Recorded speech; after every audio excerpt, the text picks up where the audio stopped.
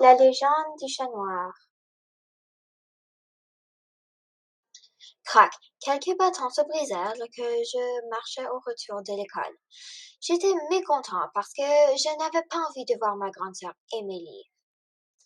Elle était méchante parce qu'elle me traite comme un serviteur et me criait après pour rien.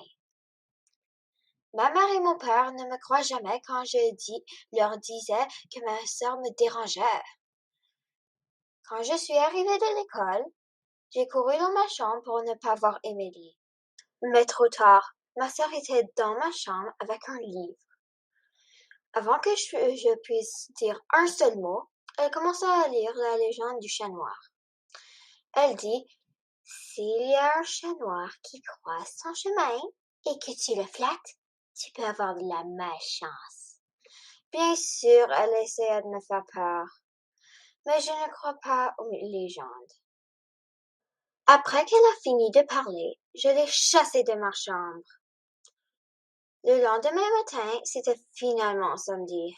Ce matin-là, j'ai décidé de prendre une marche dehors dans la rue. Pendant que je marchais dehors, j'ai croisé un chat noir sur mon chemin. J'ai pensé à ma grande sœur et ce qu'elle m'avait dit. Mais je croyais pas à ça. Soudainement, il m'a mordu. Je me suis évanouie par terre. Quand je me suis réveillée, je me sentais très petit. J'ai regardé à mes mains et j'ai vu que mes mains étaient petites, poilues et noires. J'étais un chat noir. Après quelques secondes, j'ai décidé de voir mon ami. Il saura quoi faire. Un avantage que j'ai remarqué, c'est que les chats courent très vite, alors je pourrais arriver en rien de temps. Arrivée à la maison de mon ami, je me suis précipitée vers la porte pour sonner la sonnette. Mais quand je me suis approchée, j'ai vu un problème. Je ne pouvais pas éteindre la sonnette. Même quand je sautais, je ne pouvais pas l'atteindre. J'essayais avec une longue branche, mais ça a cassé en deux. J'allais abandonner, mais j'ai une bonne idée. J'ai commencé à gratter la porte et à crier. Quelques minutes plus tard, je croyais que j'allais perdre ma voix, quand finalement il a ouvert la porte. Quand mon ami m'a vu, il avait si peur de moi. Ses yeux étaient grands et très ouverts. À la place de me laisser entrer, il me criait après et me poussait. Il éternuait comme un malade. Soudain, je me suis souvenu qu'il était allergique aux chats. Quand il m'avait poussé assez loin de sa porte, il est entré dans sa maison et a claqué la porte devant moi.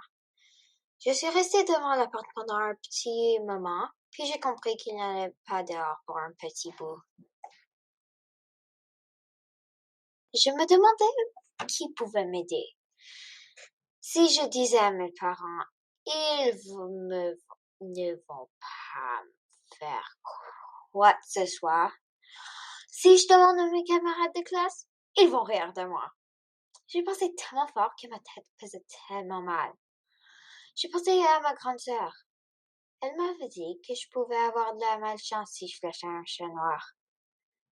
Je me suis dit qu'elle était probablement à son école. Même si je ne connaissais pas vraiment le chemin, je suis allée à son école quelques fois, alors je connaissais pas assez le chemin pour y aller. Lorsque je suis arrivée, elle était dehors, toute seule dans un long rang. C'est le moment parfait. Je me suis précipitée et j'ai dit, Émilie, c'est moi ton frère, tu avais raison. Les chats noirs ont de la malchance. Un chat noir m'a mordu. Maintenant je suis un chat. Aide-moi, s'il te plaît. Elle me regarda confuse. La personne en avant d'elle lui a demandé si c'était son chat. Elle avait répondu non. Avant de me pousser loin d'elle, je me suis souvenu que je ne peux pas, qu'elle ne peut pas m'entendre, car je suis un chat. J'étais tellement gênée que je me suis enfuie à la vitesse de l'éclair. Je suis arrêtée devant le magasin de jeux vidéo pour prendre mon souffle, ma place préférée. Je regardais toujours la grande télé qui était toujours ouverte. C'était comme une télé gratuite pour y regarder. Pendant que je passais, j'ai vu un chat complètement blanc. Même pas une seule tache sur lui. Pendant que je marchais vers lui, il me regardait très intensément. Je t'ai jamais vu ici dans cette rue. Qui es-tu? Je répondis en disant que j'étais devenu un chat en flattant un chat noir. Et au bon moment, car elle pouvait m'aider. Elle s'approcha et elle m'a mordu. Je me suis évanouie pour la deuxième fois. Quand je me suis réveillée, il faisait nuit et le chat blanc était parti.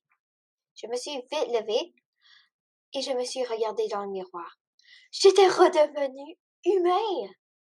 En arrivant à l'intérieur de ma maison, j'ai crié: Émilie, tu as raison, les chats noirs donnent de la malchance.